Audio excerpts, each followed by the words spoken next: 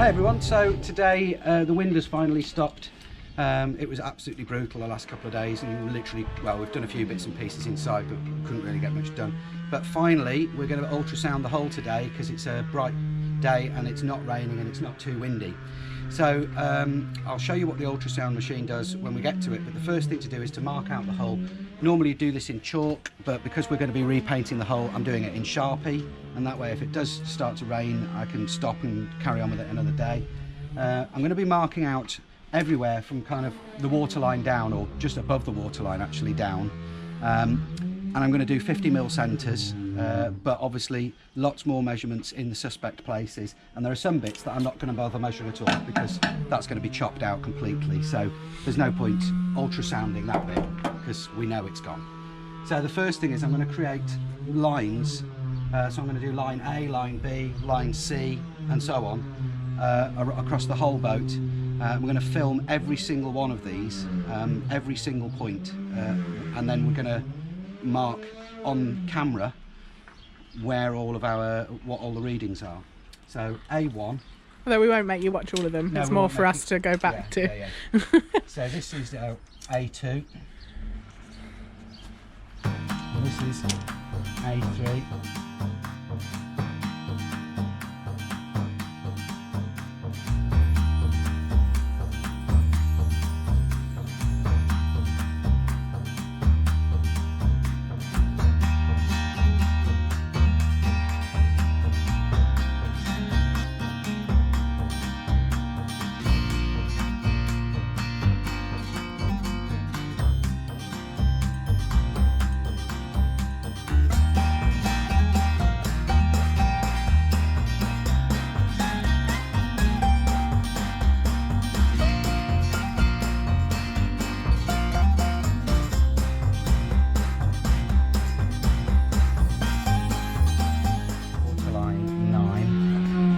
So I'm using W to signify the water line. So we've got our normal lines A, B, C, D and so on.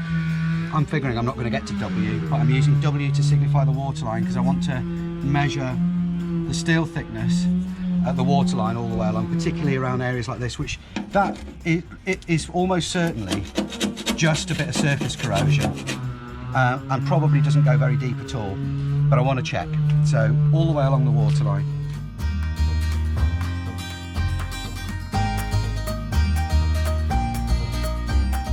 Normally, what I'd be looking for is 500mm centres, but a 500mm centre would take me past this chine and onto the bottom deck.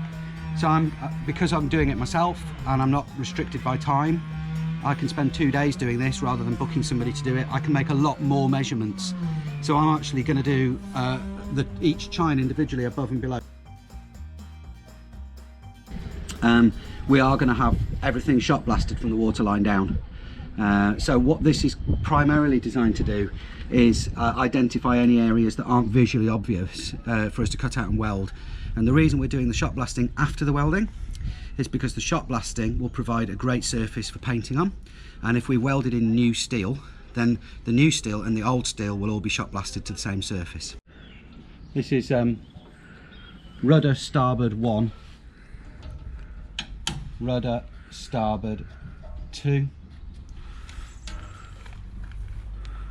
rudder starboard 3. Okay, so the reason we're doing extra readings along the bottom of the rudder is because the rudder's hollow.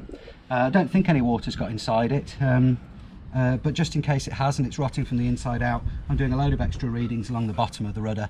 We're going to be taking the rudder off completely anyway and taking it home, and because it's one of these things I can get on the bench and clean up perfectly and get it back on perfect. So what we've got here is an Olympus 38 DL Plus Ultrasonic Thickness Tester, which has been kindly loaned to us for this job. They're very expensive. We've only got it for a couple of weeks, so we want to make the best use of it that we can. So I'm going to start here at the back at the mark that I made earlier. Oops. Put a bit of couplant on and check the thickness, and that is coming up at 3.14. Let's just 3.5mm. So can you put 3.5 on there? 3.5. Right, if we go to A2, bit of You're going to need a couplings. paintbrush or something, aren't you? Oops. Otherwise we're just going to... Yeah, possibly. So that's 4mm. That's exactly 4mm.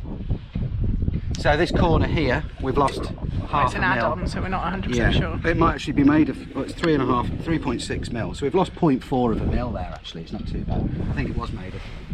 Let's just do a few others. Yeah,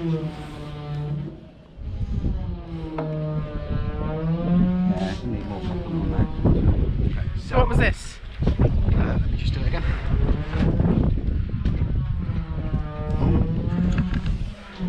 4mm, 4.02. Now, for example, around this sketchy area here, we can see that there's obvious corrosion where it's blown out. So if I do a few areas around here, and what I'm interested in is to see, we obviously can tell that that's visually corroded, but if we check it around the area, that's 3.99, so that's 4mm. So that's 4. That's 4mm. Where did that bit? That's 4mm. Here. 4mm.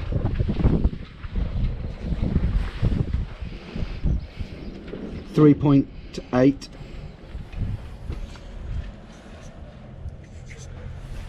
Sorry. 4mm. And what this shows is what I've said all along, is that these patches of rust that you can see on the hull are very, very localized. Even a few inches above there, the steel is at 4mm and has got virtually no loss, 0.2 of a mil, which is that bit's built out. totally acceptable. So we're going to obviously carry on with the whole job. I'm going to go and get a paintbrush to put the coupling on so we don't waste it, but I'm really happy we've just done around this area, and it's really good. Please, can you have what? I think the transom is made of 3. I think the transom's made of 3mm. Right, because that was an add-on. 3. Yeah.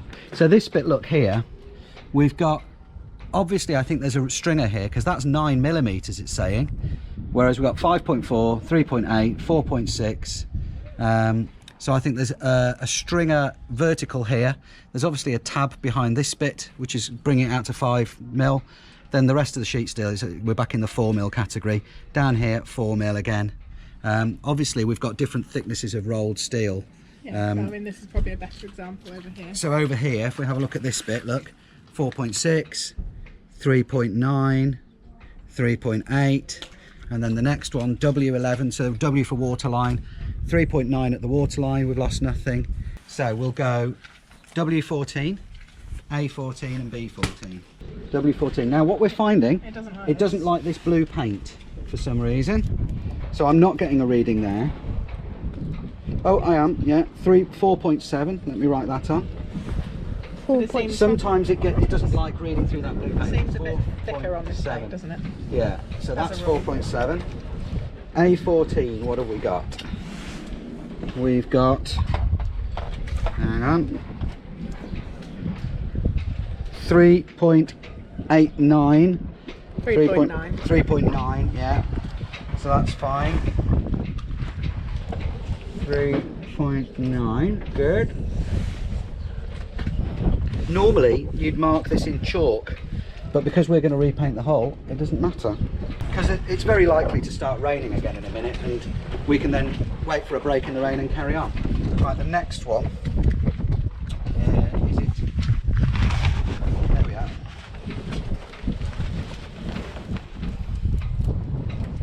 And normally, you would probably use a little paintbrush. Yeah. But we left our paintbrushes at home. Yeah. 5.1. Yeah, it's weird how that bit is always thicker on the blue line. Yeah. How are you going to know which bit of steel is correct? 3.97. It's all within the ballpark. It's all perfectly thick enough. Yeah. The bottom line is, we're well within the realms of the right thickness of steel. Okay. 3.84. So remember when you were testing that piece of steel? Yeah. When it changed Because obviously this is a chine, so this piece of steel has come off the mill, come off the roll, different to this piece of steel. So the fact that there's, you know, 0.4 of a mil difference, that's fine. We're happy with that. So next one. You're gonna have to do the keel. Yeah, yes. it's going to be a nightmare to get under there. We might not be able to film that bit. So 4.09. Yeah. That's right on the chine, I think. Yeah, just go a little bit above it. This is where the chine actually comes up to the waterline, so it's slightly different readings here. Yeah. No, that's no good. Let's try, yeah. But on the white paint, we're getting precisely 4.00 mil. Look, 4.00 precisely. So the ultrasounding was a real success. Let me show you the way we've done it. You probably saw a little bit before.